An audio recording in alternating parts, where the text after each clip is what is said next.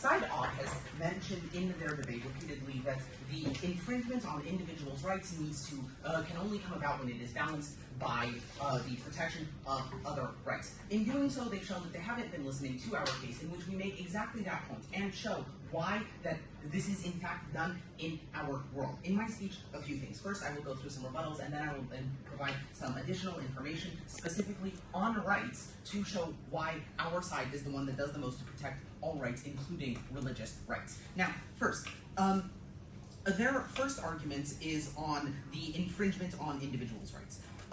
The fact of the matter is that, as we already mentioned in our second framing, there are three rights that come about when we think about religious rights. The first of these, and the one that is most obvious when people think about it, is the right to practice one's own religion. However, there are two other rights that are equally important and that side op has not considered. The right to choose one's beliefs on your own, and the right to avoid the imposition of religious beliefs that you do not subscribe to. The reason this is important is that in our arguments we have shown that allowing the right to practice openly to be completely dominant as a right leads to negative impact on the other two. In our first argument on sectarianism, we showed how how isolation occurs, and as a result, the right to choose one's own belief is limited. This is especially true in our second argument when we talked about how children end up getting indoctrinated into religious ideologies, religious education.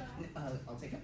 Isn't it the parents' choice to enroll their kids into a religious school, so that is a freedom of choice? Here's the thing.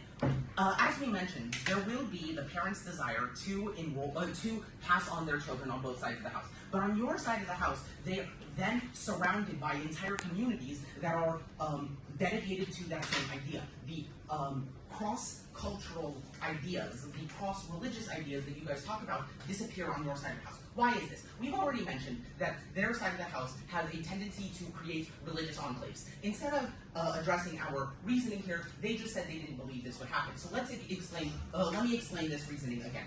In a situation where religious displays, religious symbols are allowed to be prominent, are allowed to be in public, the fact of the matter is that religious minorities, Muslims as you mentioned, will see a predominantly Christian displays. The reason for this is pure demographics. Christians make up the majority in every Western liberal democracy.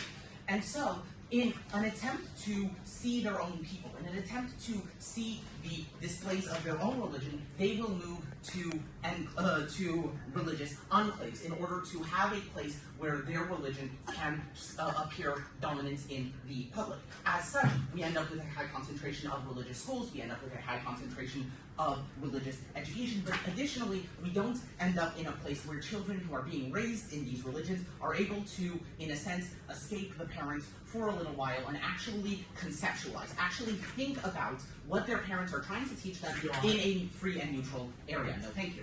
Now, onto their, now, they keep coming back in their POIs and in their arguments towards things like religious clothing. Now, number one, it is very rare that there is some religion that mandates clothing. They bring up the hijab, which is an excellent example of what we're trying to say. The hijab is not a mandatory part of Islam. The fact is that on our side, we've got three Muslim women who have decided that the application of modesty does not inherently apply to their hair. But even if it was, even if we say that covering your hair, which is what the hijab is ostensibly there to do, is a mandatory thing, the fact is that what is mandatory is modesty, and that can be achieved in any way, right? A hat, absolutely fine. The thing with the hijab is that it is a display of the religion, and it is a display of a cultural connection. And why is that an inherent requirement in Islam? And the answer is it's not. And the fact is that this is true of many, if not most, other religious instruments.